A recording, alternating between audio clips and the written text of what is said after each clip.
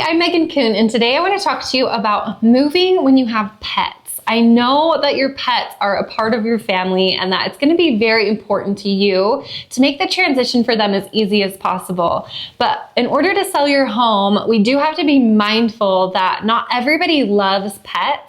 And so today I want to talk to you about how you can manage getting your home on the market when you do have pets in the home, and then also a little bit of that transition from one home to the other. So the very first thing that we need to be mindful of when you have pets is, of course, the condition of the home. Have your pets ruined your carpet? Have your pets, left holes in the wall or scratch marks? We want to get rid of all of that to get the home ready to sell. It's just like your kids. If they're, leaving stains on the carpet, those are things that I would recommend everyone to fix before you get the home on the market. So whether you did it or your pet did it, it needs to be fixed before we list. Another thing that we need to be very mindful of as we get your home on the market is the smell. Animals do leave a smell in the home, and you may be really used to the smell. However, as a buyer walking in, most can immediately recognize that there's an animal in the home. And so we want to make sure that that isn't the very first impression and something that is a deterrent as buyers are walking through. We have to be mindful that not only do not all buyers love animals, but also we have to keep in mind of allergies and things like that as people walk through. I myself am very allergic to cats and dogs.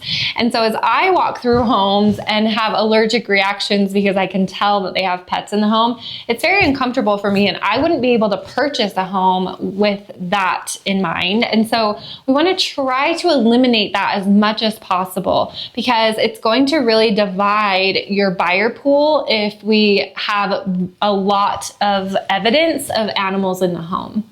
And so smells is one that's important. We can't always get rid of it, but a good carpet cleaning is going to help.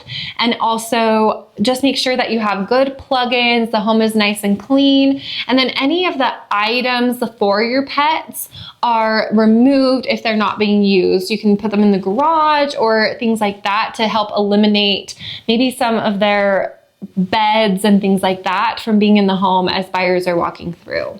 It's going to be really traumatic for your animals to have random people walking through your home consistently. I've had sellers leave their animals at the home in crates, and as we're walking through, the animals are frantically barking and crying because there's strangers in their home, they don't understand. And so you know your pets and you know what they're going to be able to handle. While it's okay for you to leave the animals as long as they are contained and they're not going to be able to get to the buyers walking through, it might be very uncomfortable for both the buyers walking through and the animals in the home if you leave them. So if your animal and your pet is going to be upset about the situation, please take them with you or board them while you have these showings so that they aren't traumatized. And it's very distracting for a buyer. As we're walking through, if you have a dog just barking and feeling like we need to get out of their space, they're not going to give the home very much consideration at all. It's going to be a quick showing, it's going to be uncomfortable and leave them feeling like this isn't the one.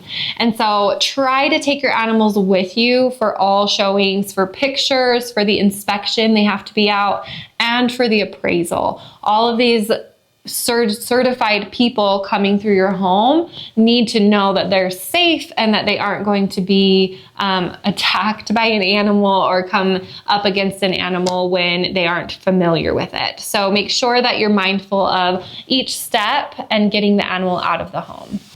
Now, as you move from one home to another, keep in mind that this is a big deal for animals. Much like children, moving homes can be, it's a whole new place. Sleeping is different. Where their things are is different. And so make sure that you're mindful of that and that you make it as easy as possible to transition. Bring the animals' things with them from one home to the other.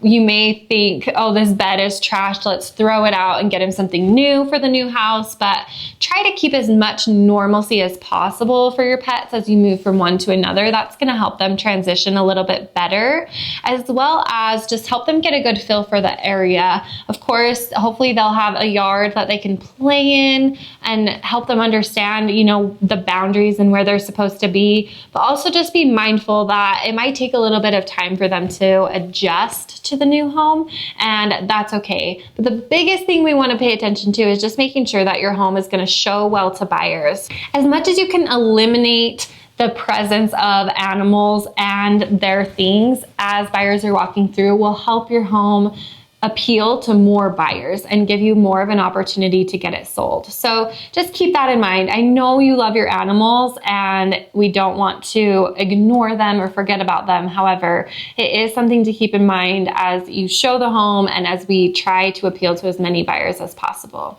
If you have questions about this, if you are ready to get your home on the market, I would love to sit down and chat with you and help you get it ready to go. My name is Megan Coon with Powerhouse Real Estate.